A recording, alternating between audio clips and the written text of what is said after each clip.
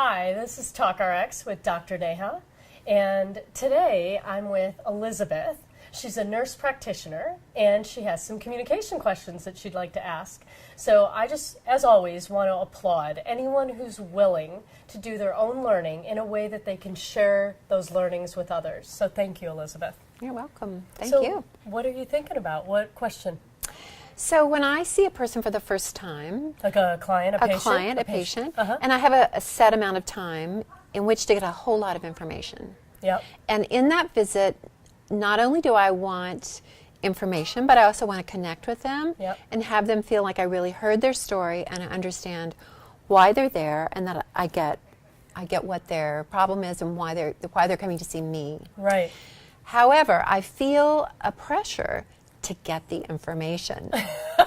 So I've got this thing going on inside where I kind of want to rush them, but I want to seem really relaxed. And so it's a tension. And I find that what I end up doing is I say things that aren't really authentic. I have these little phrases that I always say, like, oh, that's interesting, or, I say things in the same way. Yep. It's a habit. Yep. It's not authentic. And then I feel like I have not really connected. Now, sometimes people notice. A lot of times they don't, because they're in their own story. But I notice. Yeah. And so then I start to feel like I'm not good enough in my connection. I'm not good enough in my trying to create a different kind of experience, because they've come to see me because they want a different experience than what they've had in the past. Wow. Okay, so first of all, thank you for your honesty.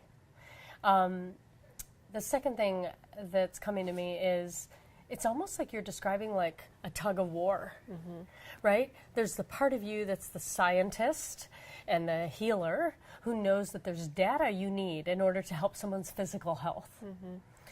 Then there's the other part of you that is why you went into healthcare, which is your huge heart, right? And so you want to connect with them, but you're feeling the time pressure of doing it right and staying within the time limits, Right. right? Because then you're going to have somebody else waiting, Right. right?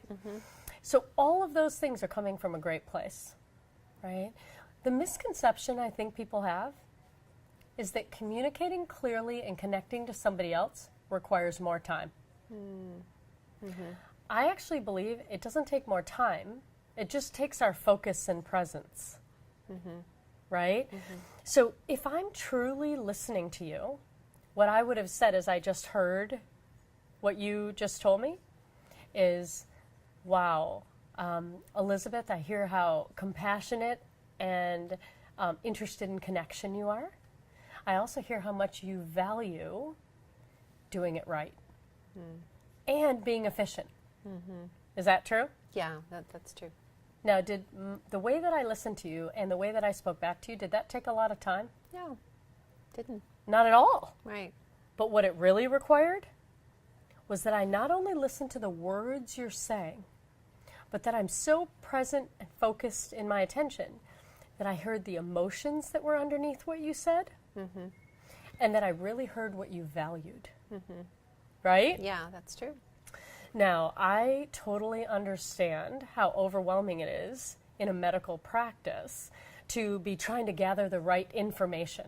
That's the part of us that doesn't want to miss anything and doesn't want to get it wrong, Yeah. right? Sure. And sometimes I think when that trumps our desire to connect to someone, we lose the connection. And then that piece was so important that you just said about the inauthenticity. Can we talk about that for a minute? Yeah, let's do. So, what does it feel like in your body when you know you've just been inauthentic? Or someone leaves your office and you go like, oh, I don't think I connected to them. I feel kind of vacant and empty. So like, and you pointed around here? Yeah. Does it feel like a little? Yeah, it's just like the kind of a hole in a way. Yeah. So even if you get all the data right, Right. one thing you know is the part that's going to give you meaning in your work, the part that's going to let you do this for decades, is the other piece. Right. Absolutely. Right?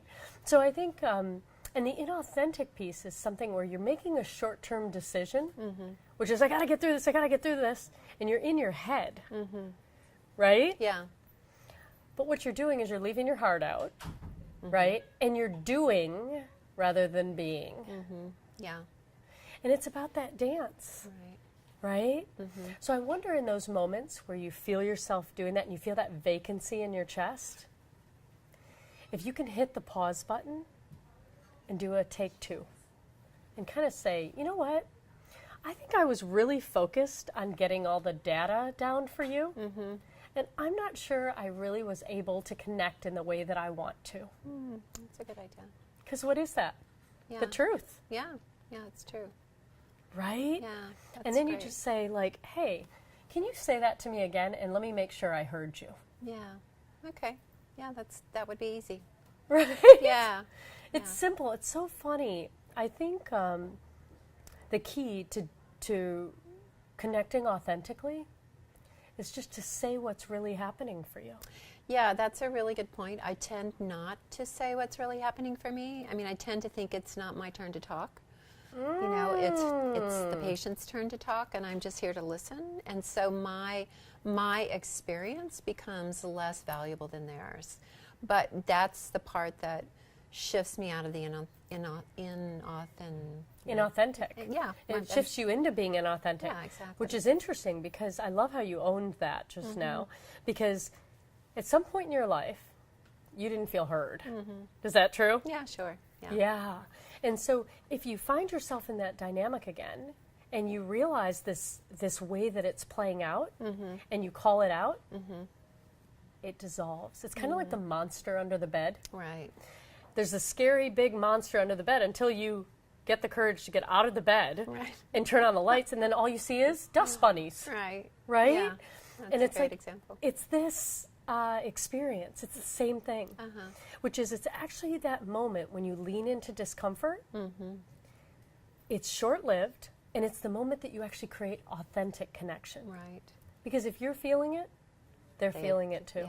Yeah, and people do respond. I mean, I know, Yeah. and that's what I love about the authenticness, and why I can feel it when it's missing. Yeah. Is because it feels so good to go into that place. And like you said, even though it's going over that hump of discomfort, then it goes into a place of, you know. Like, it's so, and it's about Yeah. whether you want short-term discomfort or long-term discomfort. Yeah. You get to choose. Yeah. Because if you deal with it in that moment, you build that connection and you feel good as they walk out the door. Yeah. If you don't do it, you find yourself going, oh God, I hope that, God, I wonder what they thought. I wonder if they felt connected. Oh, God, I wonder if they're going to come back again. Right? It's long-term pain. Yeah. Right. Right? So the authentic, inauthentic game, I always say, like, choose you. Like, choose the truth. Yeah. That's great. Right? Great. Was that helpful? Yeah, very helpful. Thank you so much. Oh my gosh, you're so welcome. Yeah. Good. So if you ever find yourself in a situation similar to Elizabeth, where you know you're showing up in a certain way with competing intentions, right? You know you got to get something accomplished, but you're disconnecting from someone across from you in order to do it, make sure you remember that you can do both.